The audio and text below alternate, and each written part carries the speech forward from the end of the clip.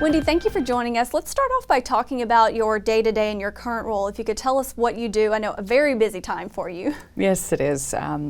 So my role actually is responsible for all of our operations from the Permian all the way up through the Rockies into Bakken. So I've actually got the western half of the U.S. and all of the operations in those states. So my day-to-day varies. I try to get out to the field at least once a month to one of those field locations, and so if I'm not in the field visiting locations, then I'm pretty much in the office meeting with the different teams that are driving our development on a day-to-day basis, whether it's Permian, Bakken, or the activities we've got in Central Rockies.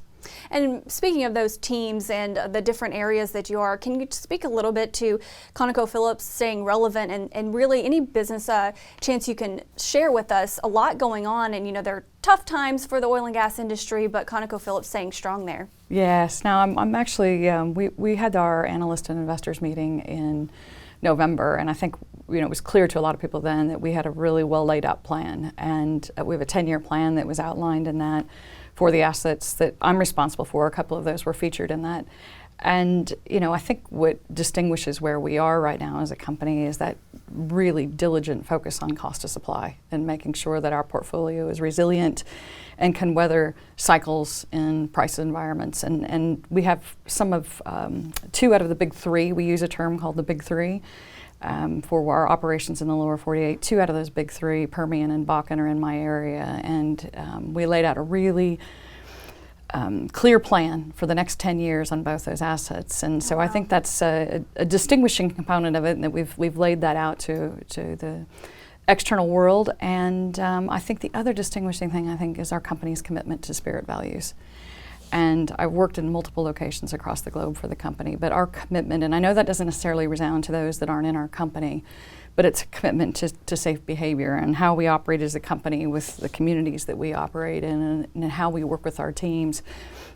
And having integrity in our actions across those types of values have been so consistent across the company wherever I've worked, and are actually a great pillar and framework to start what we're going to do in the growth activities in my area over the next 10 years. Great. Thank you for sharing that with us. If you can look back, what actually motivated you to get into the oil and gas industry, and what keeps you here? Yeah, it's I grew up in a small town in Nebraska, and I was good at math and science, kind of got into engineering.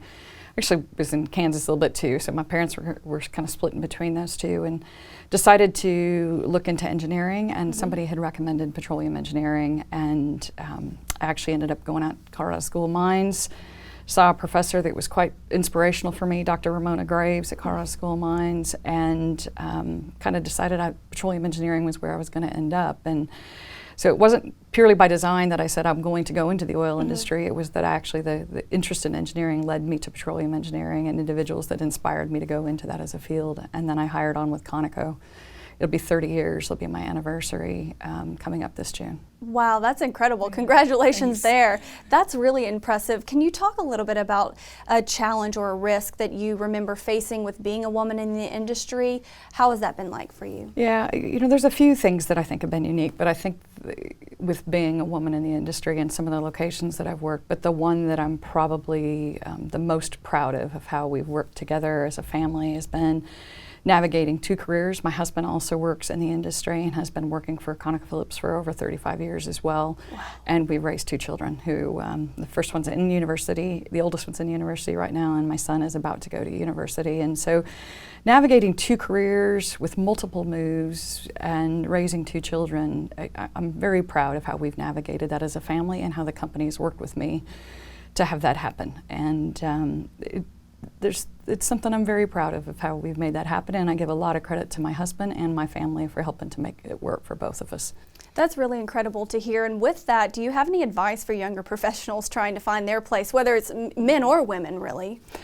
I think there's a few that I'd offer. One is a bit of patience. I've had a few assignments where I've been in a location for an extended period of time. I had a 9-year stint in Alaska, multiple roles, but I had a 9-year stint in Alaska and 8 years in Australia and East Australia. And even though I'd felt at times been into a role for 2 or 3 years, I convinced myself, hey, I'd learned everything in it. I've been surprised that the test of time of working an asset for a period or a region for a period allows you to really understand the depth of challenges that you can have and actually be accountable for your predictions and your work. And so I'd encourage folks to realize it's not how frequently you move, but the experiences you gain with your opportunities that are really important as you build your career. The second one for me that I tend to highlight is go through the open door. And what I mean on that is there's been a few opportunities I've had that I would have never guessed I'd do. Like I got to work on in an external affairs type role for a while, and at the time I thought that's not a skill set that I thought I had.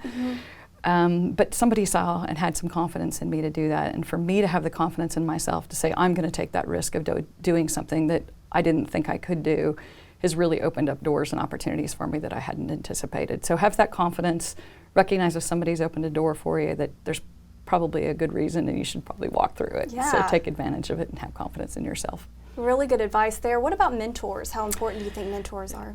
I think they're very important, and I think they're different from me at different phases in my life, because if I think through what those mentors have brought, in my early career, it was a lot of guidance around just how do I do what I do?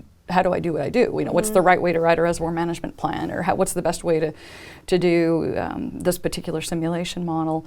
To where then it started to navigating, you know, once you've had a family and you're wrestling with how do you juggle work-life balance of raising a family and navigating two careers, different mentors have been hugely valuable to me to realize there's no one right solution.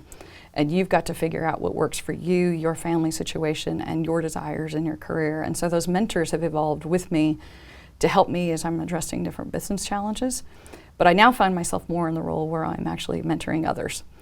And that's a really fun part of it for me now, is being on that place to be able to offer my perspective and also not forget what it was like to have been in their shoes 5, 10, 15, 20 years ago and offer my perspective to others. So it's both on both sides of the mentoring. I think it's a hugely important part of you developing in your careers.